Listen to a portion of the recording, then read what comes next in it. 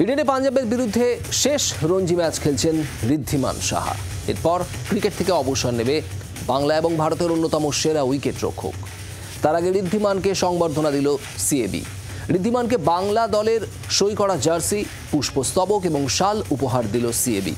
সকালে ম্যাচে নামার আগে বাড়িতে স্ত্রীর সঙ্গে শেষ ক্রিকেট ম্যাচ খেলা নিয়ে আলোচনায় কিছুটা আবেগপ্রবণ হয়ে পড়েন ঋদ্ধিমান। কেমন লাগছে তোমার লাস্ট ম্যাচের ফার্স্ট ডে আগে প্যাকিং? এটা নরমাল অন্যান্য ম্যাচ যেরকম করি সেরকমই করছি, আলাদা করে যে আমি এত বছর সকালবেলায় যেহেতু একটু একদম শেষ অব্দি ঘুমোতে পাই, সেই কারণে আমি হয়তো সকালে ব্রেকফাস্টও করি না, গ্রাউন্ডে গিয়ে ব্রেকফাস্ট করি যাতে 15 মিনিট এক্সট্রা ঘুমানো যায়। সেই কারণে রাত্রিবেলা সব প্যাক করে নিই, শুধু পড়বো, বেরিয়ে যাবো।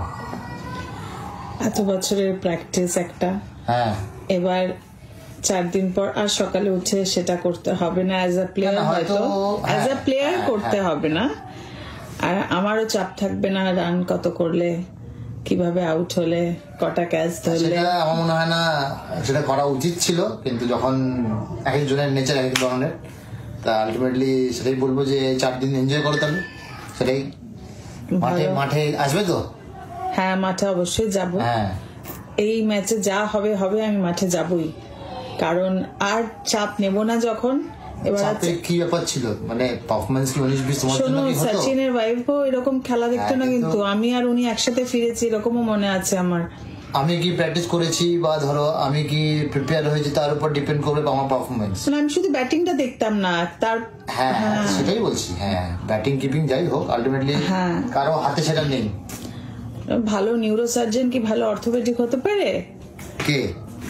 তুমি যদি ভালো স্পেশালিস্ট কিপার, তুমি সেরকম ব্যাপার। সেটাই বলছি যে সব জিনিসই এনজয় করা উচিত।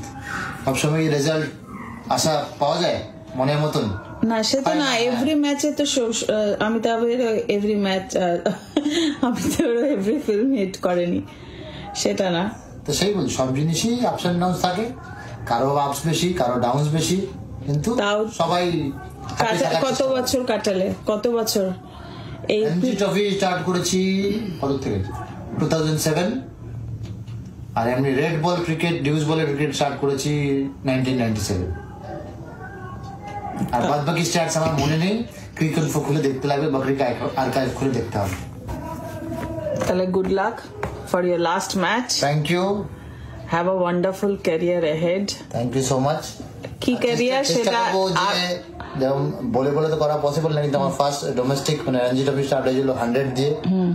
সব ম্যাচেই 100 করার চেষ্টা করি, কিন্তু কোনো সময় হয়, কোনো সময় হয় না। এই ম্যাচও থাকবে চেষ্টা, এখন দেখা যাক হয় কি হয় না। এনজয় দ্য ম্যাচ, যা হবে হবে। না, সেটা তো আমি এনজয় দ্য ম্যাচ, এনজয় করেই খেলেছি। কিন্তু একটা ওই কি ব্যাপার থাকে না যে যার ওরকম হয়েছে একটা টার্গেট, হ্যাঁ সেলফ টার্গেট। স্টে পজিটিভ, আর কি বলবো, আমিও পজিটিভ দেখি। কিন্তু এই যে এই জায়গাটায় আসতে পেরেছো, এটার জন্য নিজেকে, সবাইকে, সবাইকে থ্যাংক ইউ। এতদিন ধরে খেলা হয়তো ম্যাক্সিমাম ক্রিকেটাররা হয়তো নেই, কিন্তু লিমিটেড হাতে গোনাই হয়তো পাওয়া যায়, তা সেটা করতে পেরেছি, অবশ্যই সৌভাগ্য। এই প্ল্যাটফর্মটার জন্য অনেক কংগ্রাচুলেশন। ভালো করে খেলো, এনজয় করো। Thank you.